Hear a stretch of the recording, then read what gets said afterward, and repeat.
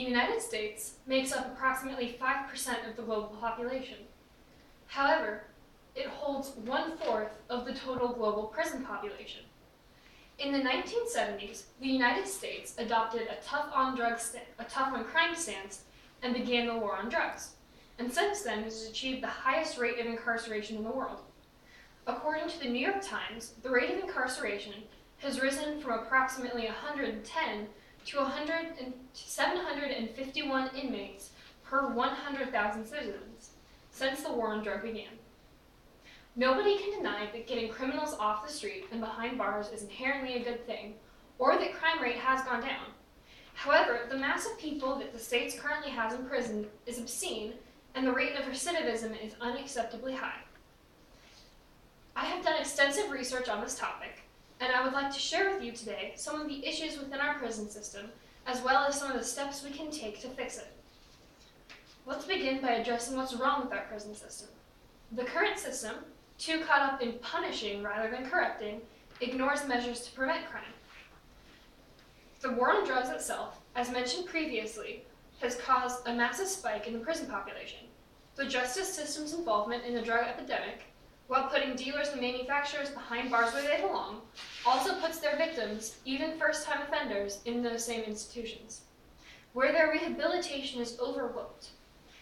In her article on recidivism, Stephanie Slipher points out the following statistics. Within 5 years of release, 82% of property offenders were rearrested for a new crime, compared to 77% of drug offenders, 74% of public offenders, and 71% of violent offenders. 988 convicted murderers were released from prisons in California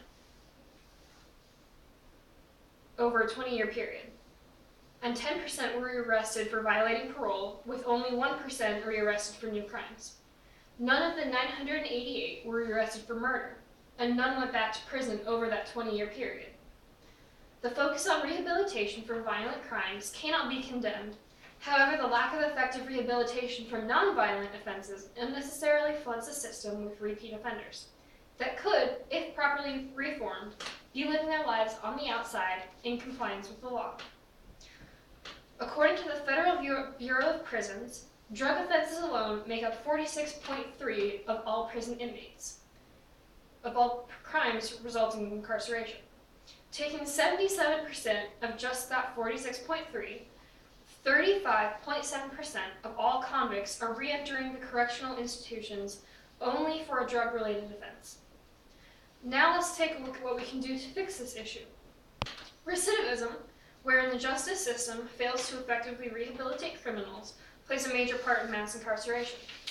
According to the Coalition Against the American Correctional Association, prisons play 4 equally important roles in advanced society.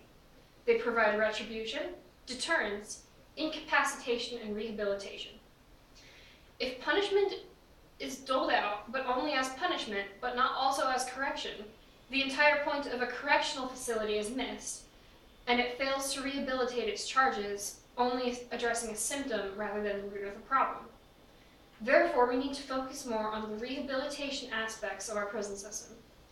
One way to do that is through drug courts, which offer court-mandated health-based rehabilitation for nonviolent drug offenders, with successful long-term results as found by Jessica Huseman in her article on the topic. Now that we've found a potential solution, let's take a closer look at how it could help fix the problem.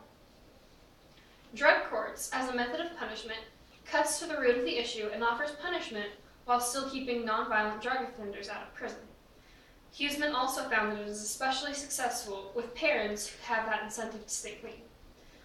Unfortunately, this approach draws excessive involvement of the justice system, which is well-intentioned, but it perpetuates the criminalization of drug addiction instead of treating it as the health issue that it is. We need to make drug courts more community-based and under the jurisdiction of health organizations, and less so under the justice system. We should also stop penalizing difficulty in the recovery process, as that is a normal occurrence. The author Brian Hampel found in his research on alternative punishments that requiring something with a positive impact on minors, in addition to punishment, helps prevent them from falling into a life of crime. One such approach we can take is to include the completion of a GED diploma and require that as part of the sentence to open up better doors for them in the future. In closing, the war on drugs has created a mass incarceration in the United States. I have just told you about this issue and something we can do to reverse its effects. While it is not the sole job of the correctional system to ensure that convicts are successful individuals down the road, taking even small measures to positively influence those charged with small drug offenses can make all the difference in crime and recidivism prevention, which leads to a healthier society overall and fewer of our citizens in prison.